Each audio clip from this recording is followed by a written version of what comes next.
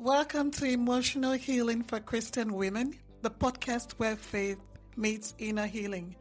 Imagine waking up without the weight of shame, guilt, fear, and loneliness. Imagine finally feeling worthy, confident, and at peace. And doing this with God by your side. That's the healing we can begin together. I'm Marvel Adeyemi, a psychotherapist and a faith-led women's coach. Let's get started. Today I want to speak with you and sit with you and ask you one question. Before you ask for a husband, before you pray for a husband, ask yourself this question. Today I want to sit with you heart to heart. This isn't going to be a long teaching. It's not even going to be filled with 100 tips. It's just one question. One that could change everything about how you approach love.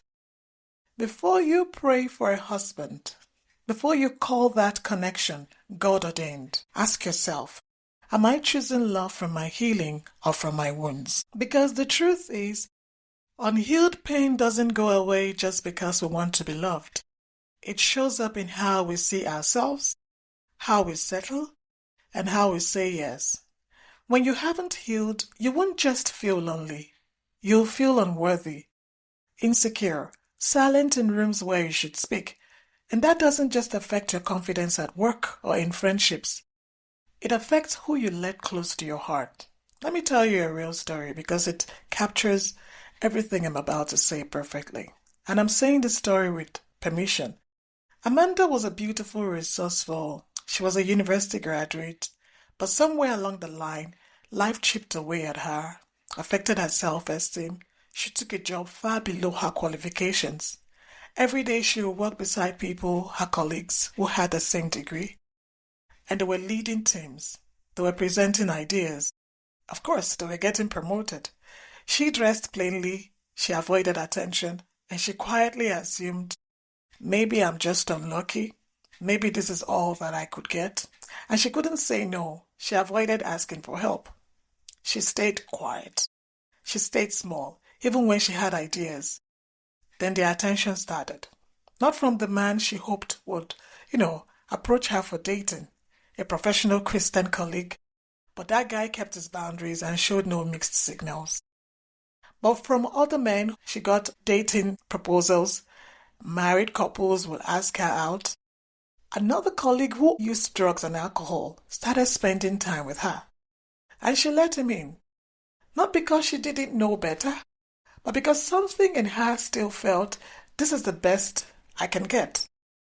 He would call her after work, visit her, stay on the phone for hours. She knew he wasn't aligned with her values, but it felt like affection, like attention, and it felt like love. Until one weekend, she called his line, and a friend of this guy answered and said, he can't come to the phone. He's at his customary wedding. Amanda's heart broke. Deep down, she had known that she stayed because she feared being lonely.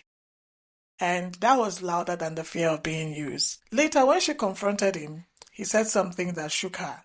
I was dating both of you, just to see who was ready to marry first.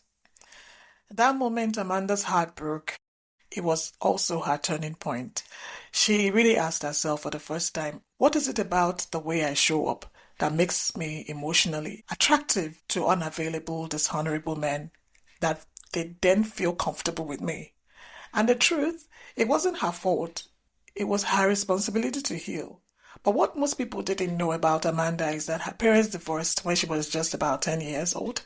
Her father remarried quickly, found a sense of purpose in his new church community. He even became a committed husband, not to her own mother this time, but he was no longer fully present in her life. On the other hand, her mother never remarried. She worked 2 jobs and carried the emotional and financial weight of the home alone. There wasn't much time actually for affection and attention for Amanda. So this young woman learned to stay quiet, not to need too much, and to survive by being self-sufficient. Fast forward into adulthood, Amanda looked stable on the outside, but inside she carried grief. She hadn't given herself time to heal. Just recently, she had walked away from an engagement to a pastor, a relationship that started in faith but ended in deep confusion and betrayal. She hadn't properly grieved that either.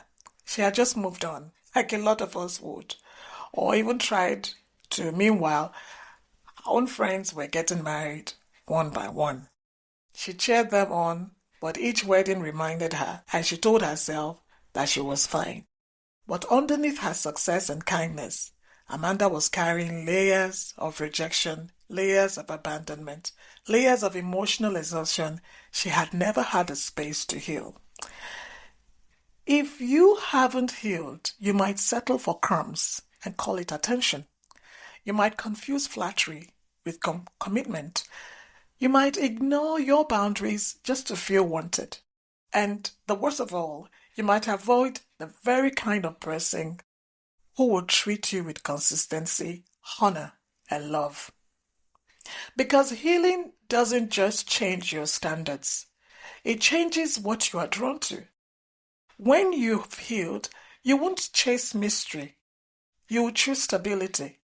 When you've healed, you won't need someone to complete you. You want someone to walk with you. So before you pray for a husband, pause and pray for this first. God, heal the part of me that thinks love must hurt. Heal the part of me that calls anxiety chemistry. Heal the part of me that confuses attention with commitment. Heal the part of me that fears being alone more than being mistreated. Because who you are before the relationship will go a long way to shape how you show up in the relationship. If this story hits home to you, you're not alone, you are not broken, and you don't have to settle for being tolerated when you were born to be chosen. So, my love, if you've been praying for a husband, that's beautiful. God hears you. But make sure you're healing. I'm not asking you to heal to perfection, not to be ready in impossible sense, but to protect your peace and prepare your heart. All right. My book is out, Beyond the Hurt. It's filled with real stories and gentle tools that help you heal and help you shape your relationships.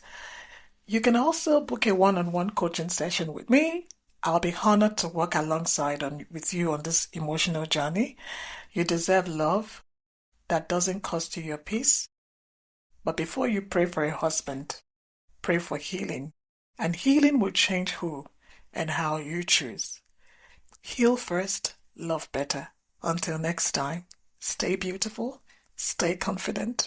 With love, Marvel. Bye for now. Thank you for spending time with me today on Emotional Healing for Christian Women. If this episode blessed you, please leave a review and share it with a friend who needs encouragement. And don't forget to download my new book, Beyond the Hurt, from my website, marveladeyemi.com.au, and other free resources. Until next time, stay healed, stay beautiful, and stay confident.